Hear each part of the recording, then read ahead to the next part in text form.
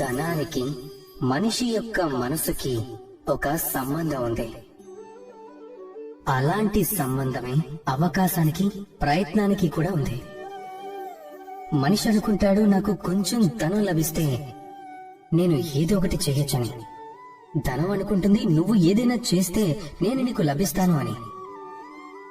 మనిషి అనుకుంటాడు, నాకొక అవకాశం వస్తే నేను తప్పక ప్రయత్నిస్తాను అని. అవకాశం అనుకుంటుంది, నువ్వు ప్రయత్నం చేస్తేనే కదా నేను లభించేది అని. జీవితంలో మీరు ఎప్పుడూ ఇలా అనుకోకండి, మీకు బయట వారి వల్ల కానీ లేదా లోకం నుండి గాని, అదృష్టం వల్ల గాని ఏదైనా లభిస్తుందని.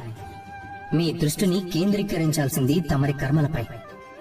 దృష్టిని కేంద్రీకరించాల్సింది మీ చేతుల్లో ఉన్న దానిపై.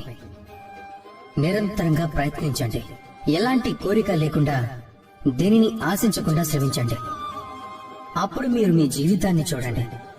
అది సాఫల్యం కానివ్వండి, సుఖాలు కానివ్వండి, ధనమైనా కానివ్వండి, అది అవకాశమైనా సరే, స్వయంగా మిమ్మల్ని వెతుక్కుంటూ మీ దగ్గరికి వస్తుంది.